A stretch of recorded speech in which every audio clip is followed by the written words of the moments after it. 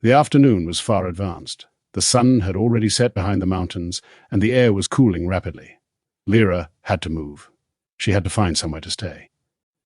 She set off, towards the center of the city, past apartment buildings and office blocks and government ministries and banks. And soon the daylight was all gone, and the light she saw by came instead from naphtha lamps hung outside shops, or the more brilliant gas lights shining out from windows and open doors. The air was fragrant with the smells of grilling meat and spiced chickpeas, and Lyra realized that she was hungry. The first hotel she tried turned her down at once. The receptionist's look of superstitious horror made it clear why. The second place did the same, with fulsome expressions of regret and apology. They were small places, family-run, in quiet streets, not the large glittering palaces that served statesmen and plutocrats and rich tourists. Perhaps she'd be better off in one of those, she thought, but shuddered at the expense.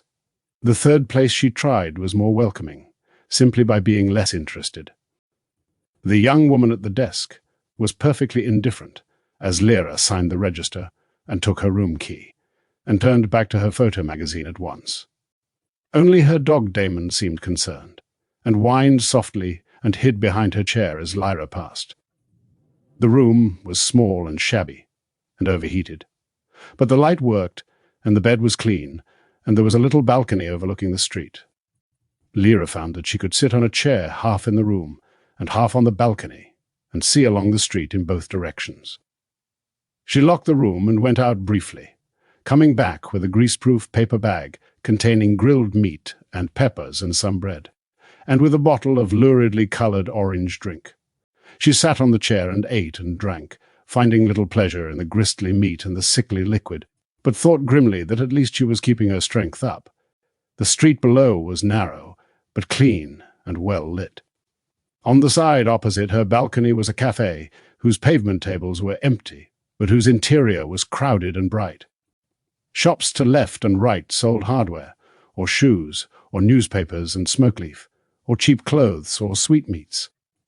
It was busy. It looked as if everywhere was going to stay open long into the evening. People were slowly wandering along, or passing the time talking with friends, or sitting and smoking together beside a hookah, or haggling with shopkeepers. She fetched a blanket from the bed and put the light out, and settled herself comfortably to watch everything. She wanted to see people and their daemons. She felt hungry for their completeness.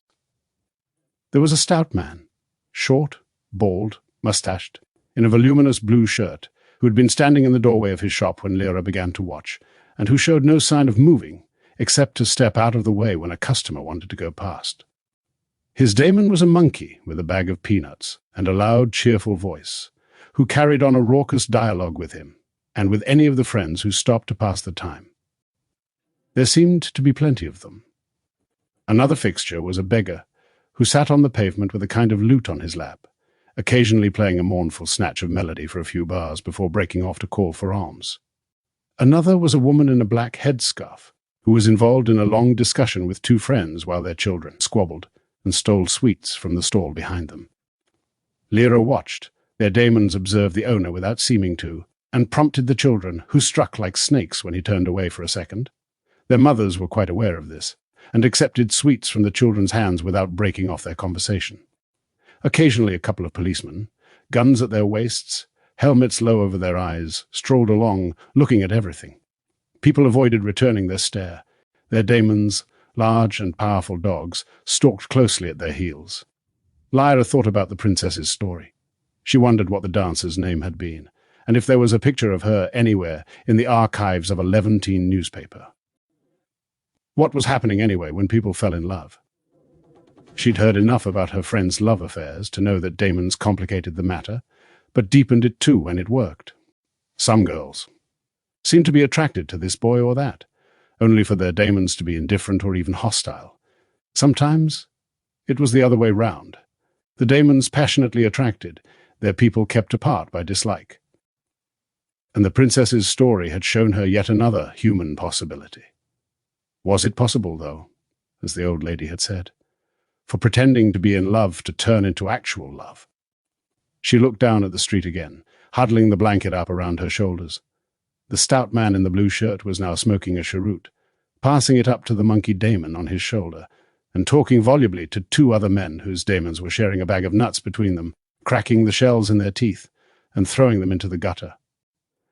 The lute player had found another tune, and had even gathered an audience of two children who gazed at him, hand in hand, the little boy nodding with his daemon approximately in time with the rhythm. The women with the sweet-stealing children had gone, and the sweetmeat seller was busy folding and stretching a hank of red-brown toffee. Gradually, as Lyra watched, she found her mood lifting. She'd hardly been aware of feeling anxious, but that was because anxiety was everywhere, built into the very molecules of the world, or so it had seemed. But now it was disappearing, like heavy grey clouds thinning and dispersing and finding their great banks of vapour drifting into wisps that wafted away into invisibility, leaving the sky clear and open. She felt her whole self, including the absent Pan, becoming light and free. Something good must have happened to him, she thought, and she found herself thinking about roses and dust. The street below her was saturated in dust. Human lives were generating it, being sustained and enriched by it. It made everything glow as if it was touched with gold. She could almost see it. It brought with it a mood that she hadn't felt for so long, that it was unfamiliar, and she welcomed it almost apprehensively. It was a quiet conviction, underlying every circumstance, that all was well, and that the world was her true home, as if there were great secret powers that would see her safe. She sat there for an hour, unconscious of the time, sustained by this new, strange mood, and then went to bed and fell instantly asleep. Pantaleimon was making his way south and east. That was all he could tell. For as long as he could, he stayed beside water, river, lake, or sea. It didn't matter which, as long as there was somewhere nearby to dive into and swim away. He avoided towns and villages. As he travelled through rougher and stranger country, he felt himself becoming wilder, as if he were really a pine marten, and not a human being. But he was a human being, or part of one, and he felt just as Lyra did, unhappy and guilty and wretchedly lonely. If he ever saw Lyra again, he would run towards her, and he imagined her bending to greet him, arms wide, and they'd both swear eternal love and promise never to part again, and it would all go back to the way it used to be. At the same time, he knew it wouldn't, but he had to hold on to something in the dark nights, and imagination was all he had. When he finally saw her, she was sitting in the shade of an olive tree on a hot afternoon, and she looked as if she was asleep. His heart leapt, and he bounded towards her. But of course it wasn't Lyra. It was a girl a few years younger, maybe 16 or so, with a shawl covering her hair, and a mixture of clothes that hadn't been hers, because they were a mixture of expensive and shabby, of new and old, of the too big and the too small. She looked exhausted. She looked hungry and dirty. She'd been weeping before she fell asleep, or maybe even during the sleep itself, because there were tears still on her cheeks. She looked as if she'd come from somewhere in North Africa, and she had no daemon. Pan looked around very carefully and quietly, and looked at her from all sides, but he wasn't wrong. She was alone. Not even a daemon as small as the smallest mouse was hiding near her, or curled up close by her head as it lay on a bank of dusty moss. She was in danger then. He leapt up into the olive tree above her, perfectly silent, and climbed high until he could see all around, the blue gleam of the sea, the near white stone of the mountain on whose slopes the tree was growing, the dry green of the grass being cropped by a few skinny sheep. Sheep, so there might be a shepherd nearby. But Pan couldn't see anyone, shepherd or not. He and the girl seemed to be the only humans alive. Well, he could look after her, and pretend to be her daemon, and guard her from suspicion at least. He climbed down and settled at her feet to doze. When she woke up soon afterwards, she sat up slowly and painfully, rubbing her eyes, and then, seeing Pan, jumped to her feet and backed away. She said something, but he couldn't understand it. She knew he was a daemon, of course, and she was looking for his person, and she was terrified. He stood and bowed his head in greeting. "My name is Pantaleimon," he said clearly. "Can you speak English?" She understood. She looked around again, wide-eyed and sleepy still, as if it might have been a dream. "Where is your—" she said. "I don't know. I'm looking for her, and she's probably looking for me." "Where's your daemon?" "There was a shipwreck. Our boat was sunk. I thought he must be dead, but he can't be, because I'm alive, I think, only I can't find him anywhere." "What did you say your name was?" "Pantaleimon. What's yours?" "Nur Huda el-Wahhabi." She was still dizzy from tiredness. She sat down slowly. "This is too strange," she said. "Yes, it is. But I've had a bit longer to get used to it, maybe. We've been separated for, well, I can't remember. But it seems like a long time. When was your ship wrecked? 2 nights? 3 nights? I don't know. My family, my mother, my little sister, my grandmother, we were all in a boat. Just a small boat, because of the men from the mountains. A big ship ran us down. We were all in the water, everyone. And the sailors in the big ship tried to save us, but some of us were carried away. I called and called until my throat was sore, and my daemon wasn't with me, and I was so frightened, and everything was hurting, and in the dark, I couldn't see anyone, anything, and I was sure I would drown, and Jamal would die, wherever he was. It was the worst thing I ever felt. But when the sun came up, I could see some mountains, so I tried to swim towards them, and finally there was a beach, and I swam there, and just fell asleep on the sand. I had to hide from people when I woke up, in case— You know, yes. Of course you did. I suppose Lyra must be doing the same. Her name is Lyra. I had to steal things like these clothes. And food. I'm so hungry. How did you come to speak English so well?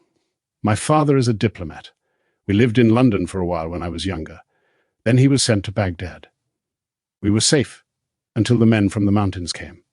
Lots of people had to flee, but my father had to stay. He sent us away. Who are these men from the mountains? No one knows. They just come from the mountains and— She shrugged. People try to escape. They come to Europe, but where? I don't know. I would cry, but I've cried so much.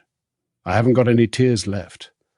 I don't know if Mama is alive, or Papa, or Aisha, or Jida. But you know your daemon is alive. Yes. Alive somewhere. We might find him. Have you heard of the Blue Hotel? Al-Khan Al-Azraq? No. What is that? It's a place where daemons go. Daemons without their people. I'm going there myself. Why are you going there if your girl is somewhere else? I don't know where else to go. Your daemon might be there. What did you call it? The Blue Khan. Al-Khan Al-Azraq. I think people are afraid of it. It sounds like Moontown. Moon City, maybe. I don't know what it would be in English. Do you know where it is? He said eagerly. No, in the desert somewhere. When I went to school in Baghdad, the other kids used to talk about this place where there were night ghasts and ghouls and people with their heads chopped off. Horrible things. So I was afraid of it. But then I thought it probably wasn't real anyway. Is it real? I don't know. But I'm going to find it. Do you really think my daemon could be there? She reminded him of the Lyra of a few years ago. Before their estrangement, eager, curious, open-hearted, half child still, but with the shadow of suffering on her. Yes, I do, he said. Could I? Why don't we? They both spoke together and stopped. Then I could pretend to be your daemon, he said. We could go there together. No one would know if we just behaved normally. Really, it would help me too. A lot. Honestly, some way off down the slope below them, someone was playing a reed pipe. A thin musical knocking of bells followed it as the sheep began to move. Let's do that then, said Nehuda. In the morning, Lyra remembered the mood of calmness and certainty like a dream, incomplete but still powerful. She hoped she could retain it for a long time and revisit it whenever she needed to. It was going to be a warm day. Spring was coming, and for some reason that made her think of one of the papers she'd found in the wallet of the murdered Dr. Hassel, the brochure for the shipping line, listing the ports of call for a cruise on the SS Zenobia, with Smyrna being among the ports, and someone had written the words Café Antalya, Suleiman Square, 11 a.m. against the date of the ship's visit. That was several weeks away, but she could still go and look at the Café Antalya, and maybe have breakfast there. First she went out and bought some new clothes, a flowered skirt, a white shirt, and some underclothes. Remembering the etiquette, she haggled the price down to what she felt was a respectable level. The shopkeeper was the man in the blue shirt, who was indifferent to her lack of a daemon, though his own monkey daemon jumped up to a shelf as far away as she could get. But Lyra managed to seem so calm and matter-of-fact that the monkey was merely disconcerted. Then she went back to the hotel and washed her hair, toweling it roughly dry and shaking her head to let it fall where it would, and then she put on the new clothes and paid her bill, and went out to find Suleiman Square. The air was fresh and clear. Lyra bought a tourist map of the city centre and walked the half-mile or so to the square, which was shaded by trees just coming into leaf and overlooked by the statue of a lavishly medalled Turkish general. The Café Antalya was a quiet and old-fashioned place, with starched white tablecloths and dark wood panelling. It might have been the kind of place where a young woman on her own, let alone one without a daemon, might have felt unwelcome. It had an air of old-fashioned masculine formality and style, but the elderly waiter showed her to a table with every courteous attention. She ordered coffee and pastries, and looked around at the other customers, businessmen perhaps, a father and mother with a young family, one or two older men dressed with fastidious elegance, one wearing a fez. There was one man on his own, writing busily in a notebook, and while she waited for her coffee, she played an Oakley Street sort of game and watched him without looking directly. He wore a linen suit with a blue shirt and a green tie, and a Panama hat lay on the chair beside him. He was in his 40s or early 50s, fair-haired, slim, strong, and active-looking. Perhaps he was a journalist. The waiter brought her coffee, a plate of elaborate pastries, and a little carafe of water. She thought, Pan would say, I'd better eat no more than one of those. Across the café, the journalist was closing his notebook. Without looking, Lyra knew that his daemon, a small white owl with large black-rimmed yellow eyes, was watching her. She sipped her coffee, which was intensely hot and sweet. The journalist stood up, put on his hat, and came straight towards her, making for the exit, but then he stopped in front of her, raised his hat, and said quietly, Miss Lyra Belacqua? She looked up, genuinely startled. The glare of the owl daemon on his shoulder was ferocious, but the man's expression was friendly, puzzled, interested, a little concerned, but most of all surprised. His accent was New Danish. Who are you? Said Lyra. My name is Schlesinger, Bud Schlesinger. If I said the words, Oakley Street. Lyra remembered Father Corum's voice, instructing her in his warm, tidy boat, and said, If you said that, I'd have to say, Where is Oakley Street? Oakley Street is not in Chelsea. That's true as far as it goes. It goes as far as the embankment. So I've heard...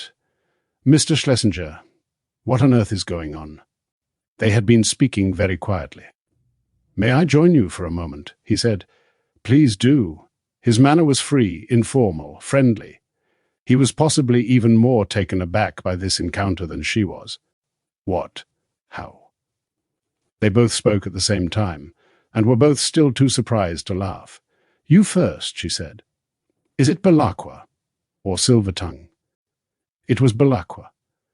The other name is what I'm called now, among friends. But oh, it's complicated. How did you know about me? You're in danger. I've been looking for you for over a week. There's been a general call for news of your whereabouts, that is, among Oakley Street agents, because the High Council of the Magisterium you've heard about the new constitution has ordered your arrest. Did you know about that? She felt dizzy. No, she said. First I've heard the last news we had of you was in Budapest. Someone saw you, but couldn't make contact. Then there was a report that you were in Constantinople, but that wasn't a definite sighting. I've tried not to leave a trail. What does the Magisterium want to arrest me for? Blasphemy, among other things, but that's not against the law. Not in Brighton. Not yet. This is not a matter of public knowledge. There isn't a price on your head, nothing of that sort. The council has let it be known discreetly that your arrest will be pleasing to the authority. The way these things work now, a word of that sort will be sufficient justification to make it happen. How did you know who I was?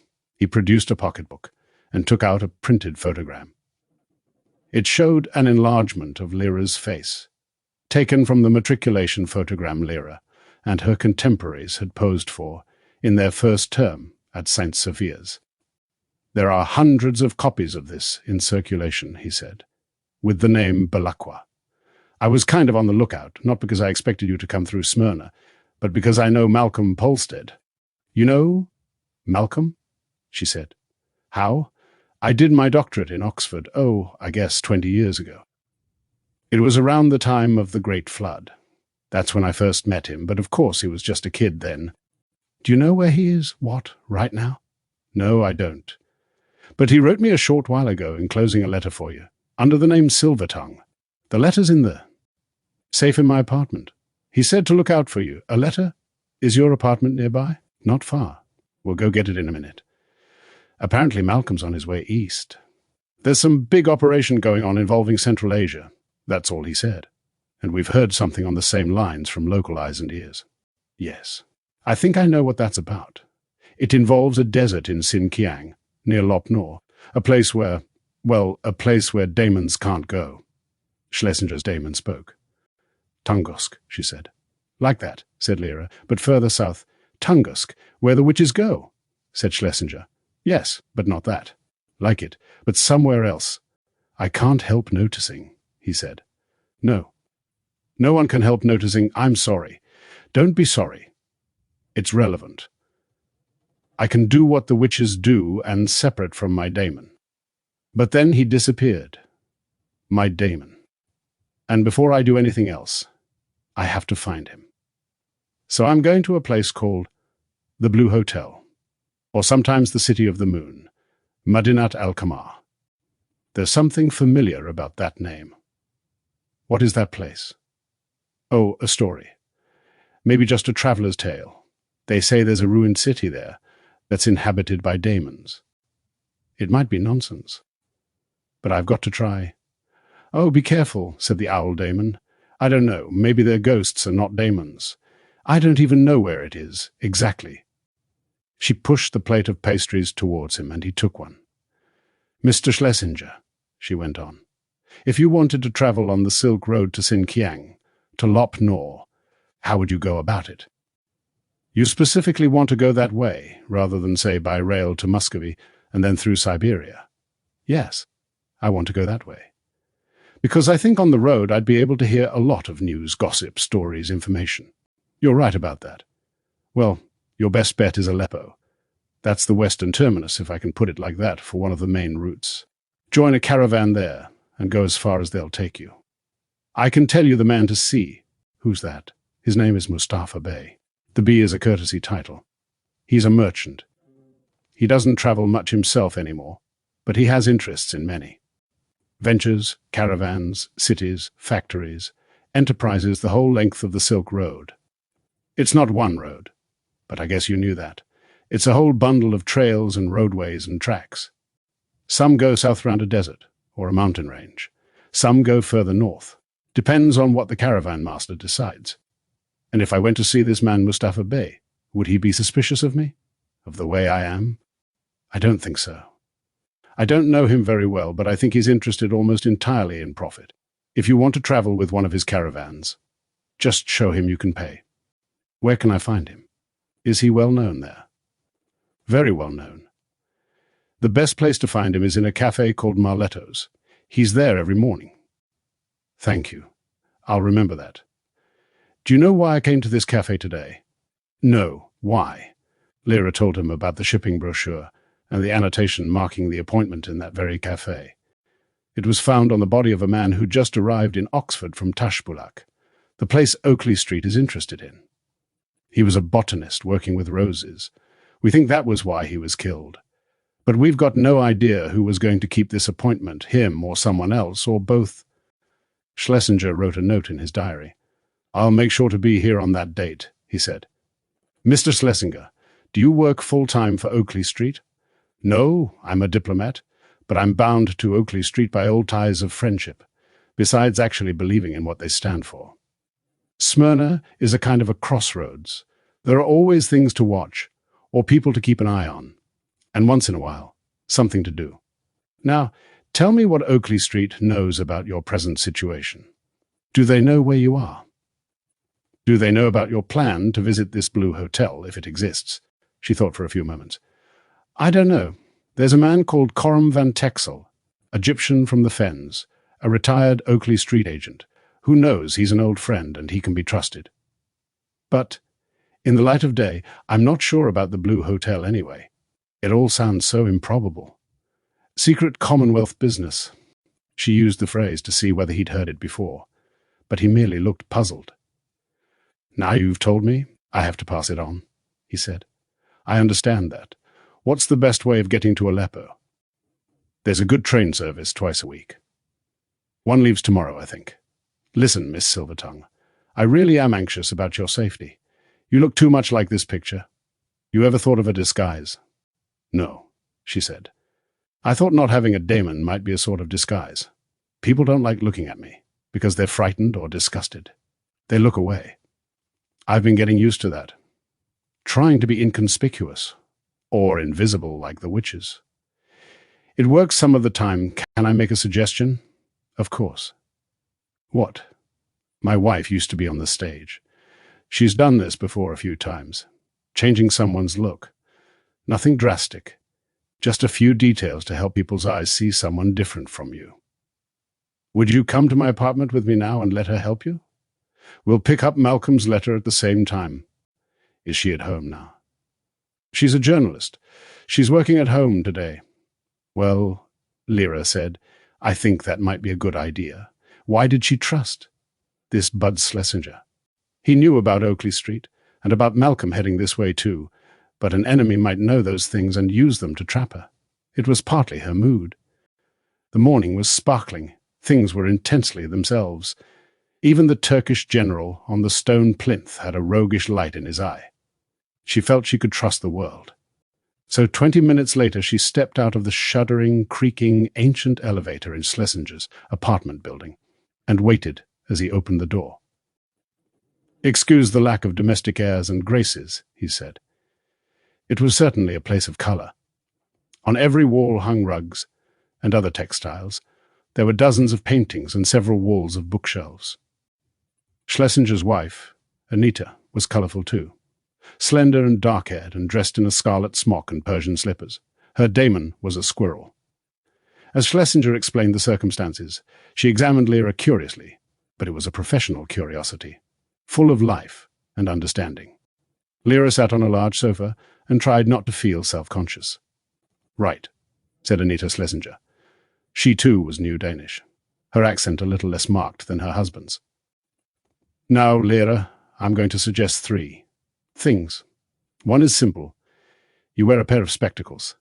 Plain glass. I've got some.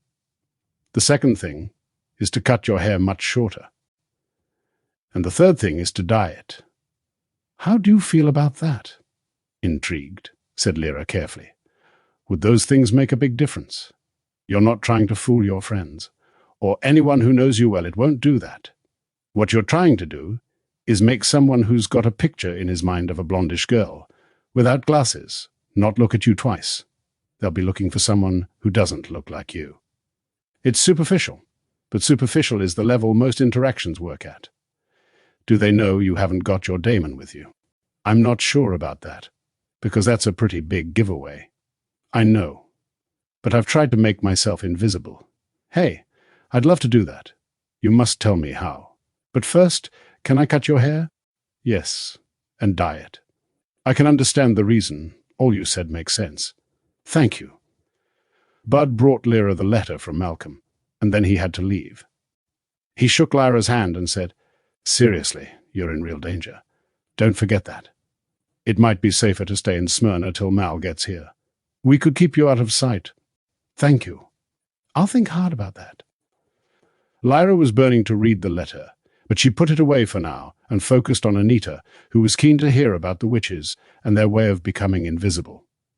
Lyra told her everything she knew, and that led to Will, and how he'd worked the same sort of spell without knowing it, and that led somehow to Malcolm, and everything he'd told her about the flood, and how she'd never known about it when she was his pupil, and how differently she saw him now. It was the sort of conversation she hadn't had for a long time, and she had no idea how much she'd missed that sort of easy, friendly chatter. She thought, this woman would make an irresistible interrogator. No one could help telling her things. She wondered how often Anita had helped her husband with Oakley Street business. Meanwhile, Anita was cutting Lyra's hair, a little at a time, stepping back and looking critically, checking in the mirror. "We're aiming to change the shape of your head," she said. "That sounds alarming, without surgery. Your hair's naturally wavy and thick and takes up a lot of space, even though it isn't very long. We just want to make it a bit self-effacing. The dye will make a bigger difference. But a lot of what you call being invisible depends on the way you hold yourself. I recognize that. I acted with Sylvia Martine once." "Really?" "I saw her Lady Macbeth. Terrifying. She could put it on at will. I was walking down the street with her one day.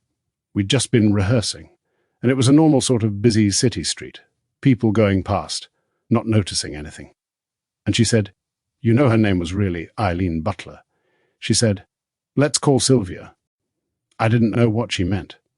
But we'd been talking about audiences and fans and followers, and she said that, and I didn't know what to expect. Well, her daemon was a cat, as you probably remember if you saw her on stage. A perfectly ordinary cat. But something happened to him then, or he did something, and instantly he became, well, I don't know how to put it. He became more visible, as if a spotlight had come on, focused right on him, and the same was true of her. 1 second she was Eileen Butler. Nice looking, but just an ordinary passerby. The next second she was Sylvia Martine, and everyone in the street knew it. People saw her. They came up to speak. They crossed the street to ask for her autograph, and within a minute she was pretty well surrounded. It happened outside a hotel. I think she knew exactly what would happen, and did it somewhere where we could escape. The commissionaire let us in and kept everyone else back. Then she was Eileen Butler again. I wasn't a bad actress, but she was a star, and the difference is colossal, magical. Something supernatural about it.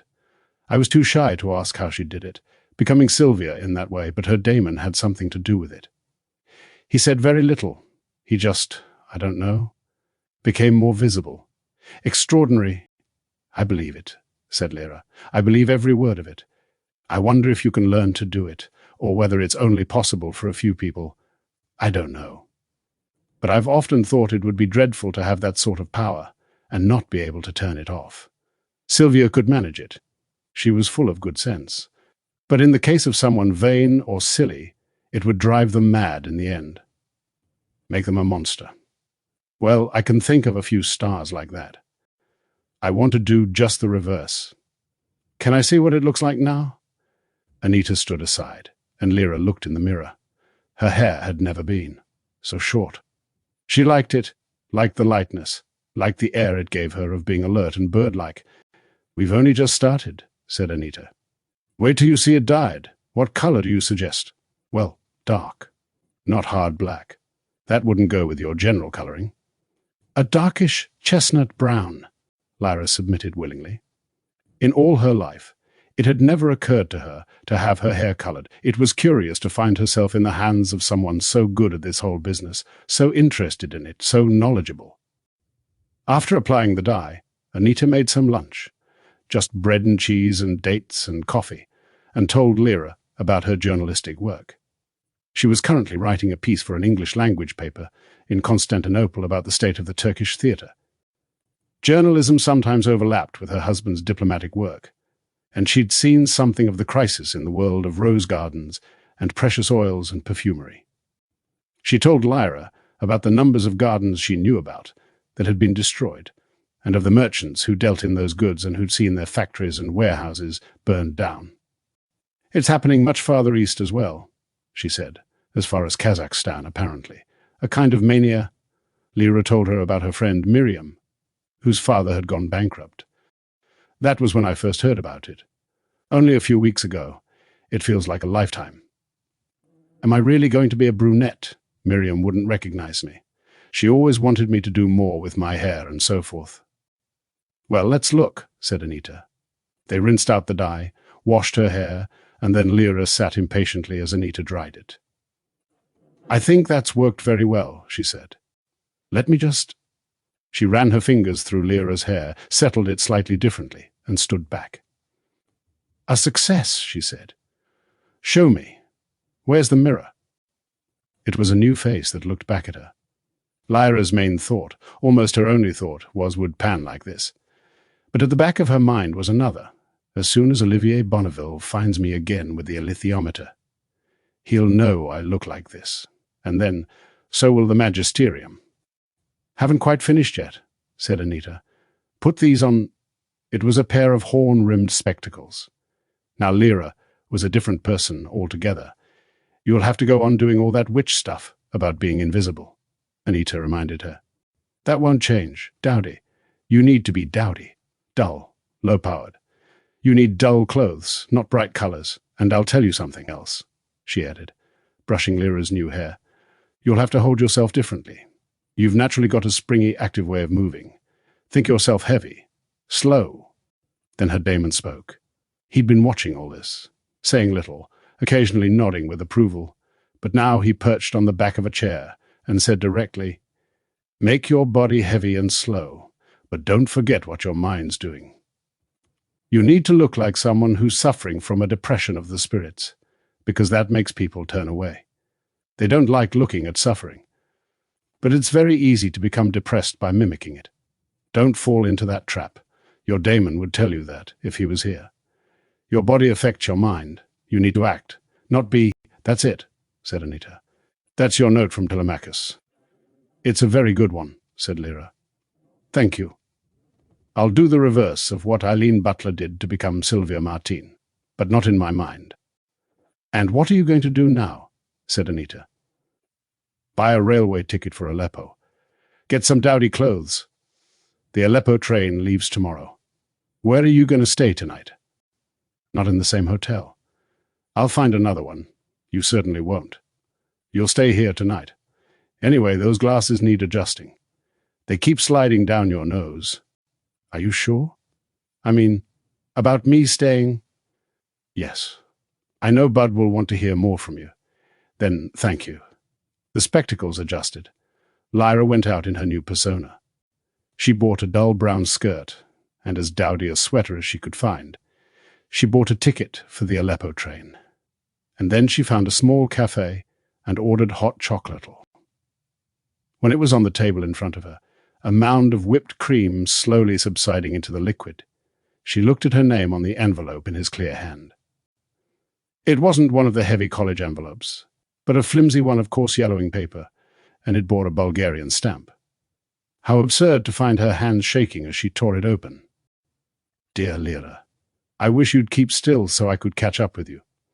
This part of the world is becoming more unstable by the day, and the kinds of thing I can say in a letter are getting fewer and fewer. The more likely it is that the letter will have been opened before it reaches you. If you come across an Oakley Street friend in Smyrna, you can rely on him with total confidence. Actually, if you're reading this letter, you know that already. You're now being watched and followed, though you probably haven't noticed yet. And those who are watching now know that you've been warned about it.